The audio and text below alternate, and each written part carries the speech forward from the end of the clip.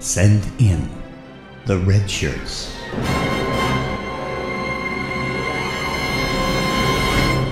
Happy New Year, everybody, and welcome back. The red shirts are back, as is Star Trek Discovery. And man, that episode Sunday night, wow, there's a lot to unpack there, so let's just get right to it. All right, so first, we had Stamets, who, man, looks like he's gone one right over the cuckoo's nest.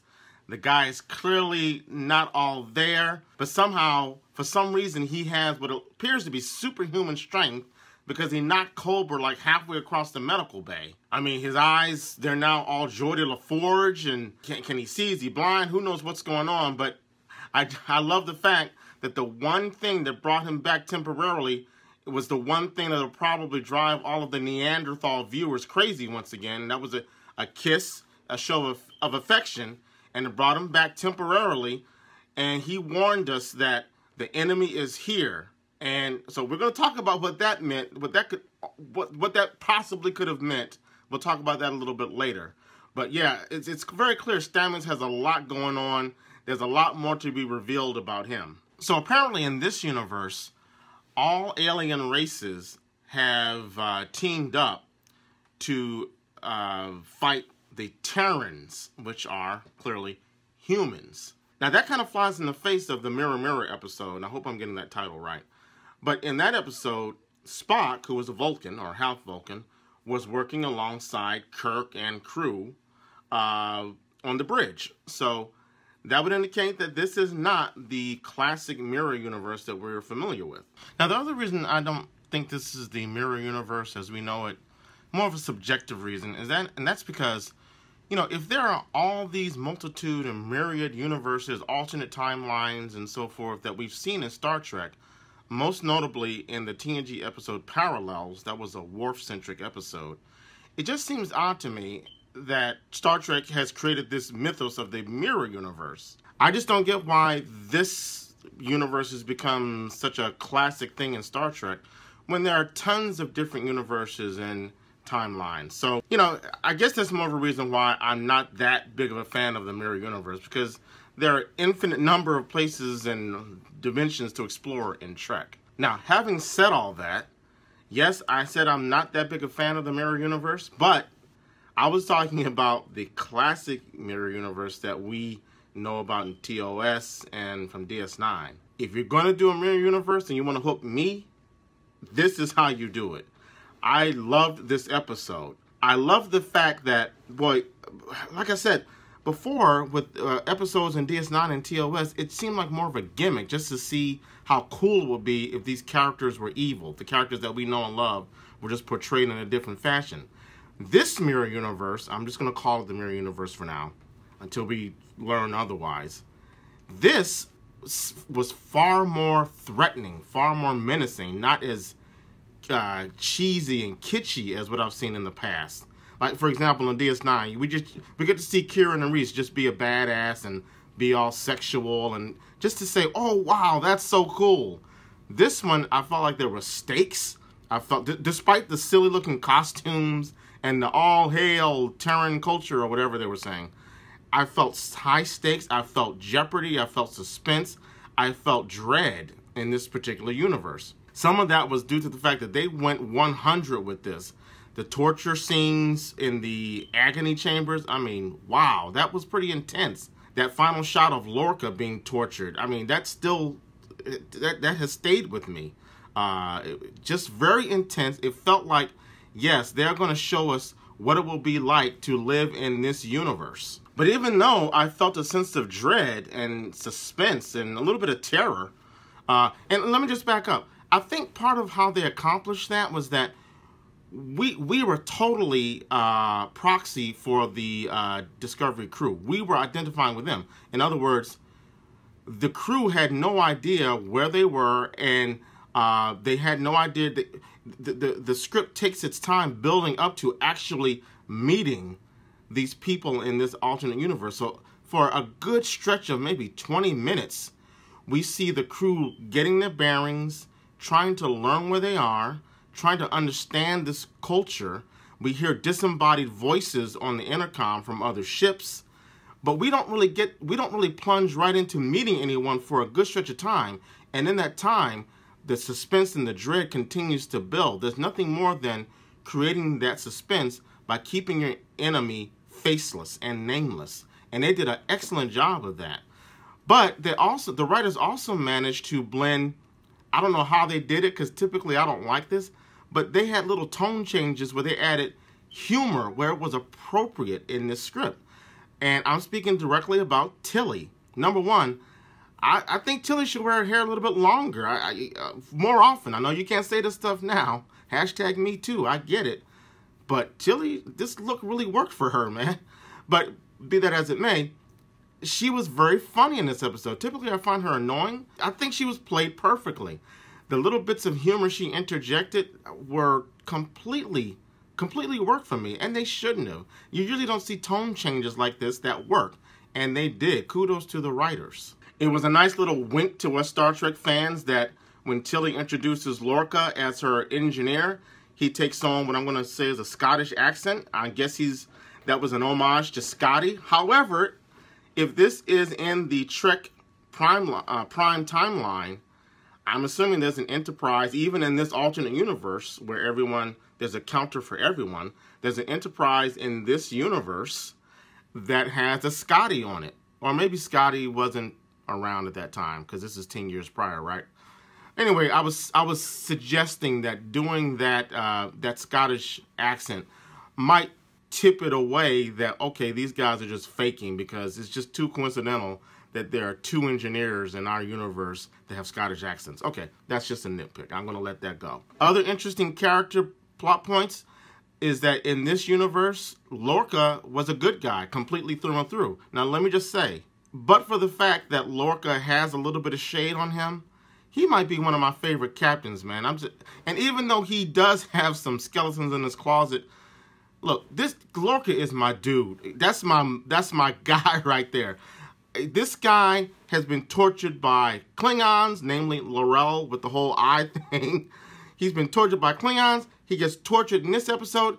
And in both cases, he's like, bring it on. I'm Starfleet. I might be shady, but I'm Starfleet, do or die. He shoots Mike a look when Mike's like, no, don't torture him. And of course, Mike is trying to save him from the pain and the agony. Lorca told them before they got on that ship, I'm not your captain. You don't apologize. You do what you have to do. And when Mike tried to prevent him from being tortured, he shot her a look like, look, I got this. I can handle it. Lorca is my dude. His character in this universe, he does the right thing by being a part of the rebel group that's fighting against the Terran Empire. So the alternate Lorca is, we know, seems to be a good guy through and through. Now, he does still blow up his crew, apparently, but it's clear that the alternate Lorca is a good guy, whereas the Lorca that I still like, but our Lorca is still a little bit, dancing the edge there of ethics. Now, there was a scene where Culber was getting a little mouthy. He was kind of back-talking the captain when the captain comes into the medical bay to inspect Stamets. And Culber gets a little mouthy, and I was like, hey, wait, now see, writers, come on now.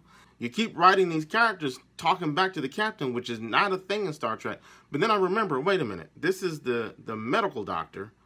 And then I thought back to Dr. Crusher, who always felt free to speak her mind to Picard every now and then. And then, of course, Bones. Yeah, Bones wasn't having it. Who was holding up the damn elevator? I remember, yeah, sometimes, in Trek, the doctor does have a little bit more leverage, a little bit more leeway over the captain to kind of speak his or her mind. So that was cool. I was okay with that. In that respect, I kind of like the fact that they let this man of color speak back to the captain. So that was all good. I didn't like the whole thing with the aliens being rebels. And then Mike says that there's an emperor in this universe, and he's very savage. So, rebels and emperor, listen, leave all that stuff over. Leave that over there. That's another franchise, people. Another big development in this universe is that we finally see a Constitution-class starship. So does that put it to rest? Does that put it to rest that this exists in the Prime universe? I can't tell you how happy I was to see that. Maybe we'll start to see some explanations for the different starships that we've seen on Discovery. I'm talking about the Gagarin, the Shenzhou, the Discovery, the Glenn. All right, so I don't know what class of starships these are. They may have mentioned it, but there's no question now that we are firmly in the Prime universe, and that's also borne out in the novel which I just finished reading, Desperate Hours, where the Shenzhou and the Enterprise with Captain Pike and Spock are in that novel, and they're working together. So we see in this alternate universe that there are Constitution-class ships, and we can thereby assume that in the regular Discovery universe there are Constitution-class ships, which also means that maybe the technology on the Discovery is just far advanced, more advanced than the Constitution-class ships. And as we were watching TOS, even though we didn't see that technology, it did exist. It was on the Discovery, it was on the Gagarin, it was on the Shenzhou. Now, having said that about the technology, I hope that's the case. I hope my theory is the case, that the technology did exist. Like, rudimentary holodecks did exist in Kirk's time, or 10 years before Kirk's time, whatever. I hope that's the case, because the writers are really pushing it with, there's that scene where Ash is in the runabout or the shuttlecraft. I forget what they called it. They had a specific name for it. And he's using like Iron Man, Tony Stark type of heads-up displays, and he's got like what look like Borg finger gloves or whatever on, and he's using repulsor beams or lasers. So the writers are clearly like, listen, they got the technology in Discovery, and hopefully they will explain that this is separate from all the other starships, that the technology exists, but we just haven't seen it in the Constitution-class ships. Okay, enough of that. I wonder if we're going to see any crew members in the Defiant. Does that mean we're going to see crew members that are wearing the traditional polo shirts, long-sleeve polo shirts, black trousers, and black boots? Yes, please. Please show us that. Please show us that. And if you show us that, maybe show us some alternate Klingons. And maybe some DNA somehow jumps across this universe into the Discovery universe, and we get the traditional looking long-haired ponytail Klingons that we're so used to. How great would that be? I don't think it's going to happen, but it would be great. You know, I wonder who the Emperor is in this universe. I wonder if they're going to reveal that. The fact that Mike had that line where she pointedly says the Emperor is savage. I don't want to say he. Could be a she. And okay, it would be kind of silly and far-fetched, but it would be dope if they find out that the Emperor is Philippe Georgiou. Head blown open. That, as stupid and as improbable as that would be, I would love it. I'm a little disappointed that it looks like they're going to spend the last 6 episodes in this universe. And I'm like, okay, guys, you've got so much already built up that needs to be paid off. This universe, the Mirror Universe, I could see getting 1 or 2 episodes out of it for the remainder of this season. I don't want to spend the last 6 episodes there, because I want to get back to, I'm still learning about this timeline. There's still a lot of questions about the regular Discovery timeline. How does it fit into TOS? How does it work? Why do they have different uniforms? Blah, blah, blah, blah, blah. So please don't spend the next 5 episodes dealing with conflict in the Mirror Universe, because you got enough going on in the regular timeline. I also want to know if this, I mean, it would be so lame if they did this, if all this was a dream. But if it's not a dream, or if it's not some sort of time displacement, that means Culber's dead. And I'm like, really? Do you really want to kill off one of the most progressive elements that we've seen on Trek in a long time? Do you really want to do that? So I don't know, man. Speaking of that, who killed him? Ash Tyler. Big spoiler. Ash Tyler kills Culber, snaps his neck in this episode. And Ash clearly is one of the biggest developments that's revealed in this episode, because it's clear to me that Ash is actually Vok. He is Vok, people. I mean, what else do you make of the fact that Laurel is so enamored of him and that she starts speaking Klingon and he goes into a Manchurian Candidate type of mode and he starts speaking plain Klingon. Well, not the Klingon that we're used to because it sounds like his mouth is full of a sack of potatoes, but he starts speaking Klingon. We see more flashbacks of an apparent surgical procedure. That means I called it, people. I said those flashbacks in the last batch of episodes, chapter 1, if you will. Where we see those flashbacks, there was some sort of surgical procedure, some sort of alteration. Then Culber, before he gets his neck snapped, tells him, you know, it looks like you've undergone some sort of whole body treatment where they cut you open and they crushed your spine or whatever. And they planted memory engrams on top of your old engrams. So you're not who you think you are. Okay. Mike, I tried to tell you, Mike. I was screaming at the screen. Don't do it. That man ain't no good for you. He's no good for you, Mike. And I know. I tweeted this out. I know for a fact. After he finished smashing Mike, he walked out of that bedroom and was like, "Kapla!" That dude is Klingon. We see it. He's Klingon. Plus, Stamets, he says multiple times, the enemy is here. The enemy is here. Nobody was trying to hear him, though. They thought he was too crazy, I guess. A lot of us kind of predicted that, but it was still a shock to see it revealed. And let's be clear, Laurel pointedly asks him, "What is your name? You know you have another name. What is your name?" And he doesn't say it. So they're kind of keeping that still at bay a little bit, but come on, what else could it be? When Ash walks onto the bridge, Saru, his little tentacles go up and he starts caressing the back of his neck.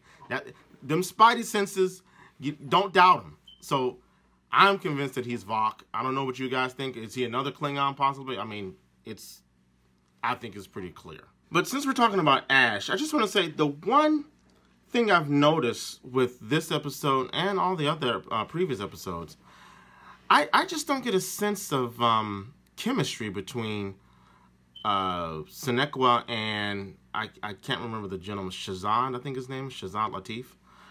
I don't know, Sonequa she's a wonderful actress. I loved her in Walking Dead. I loved her in New Girl. And I've loved her here, but this is the first episode where she kind of, I don't know, there were a couple scenes where she wasn't convincing. The one scene that didn't work for me was when she and Tilly are discussing the implications of the new universe. It just sounded like she was reading her lines off of a cue card, like she was trying to remember them as she was reciting them. And I don't get a sense, I never got a sense of real chemistry between these two actors playing Ash and Mike. It's not been there. And the same is with this episode. So yeah, that's one drawback I have to admit, at least for me. But let me be clear. Sonequa put it down. In every other aspect, she put it down. That turbo lift scene, I mean, old girl was putting in that work. She was handling her business. And let's just think for a second about all the psychological issues she has to be going through right now. She reveals that Cooper, I guess he's the first officer, that she saw him in our universe. She saw him die at the Battle of the Binary Stars. He was a friend of hers.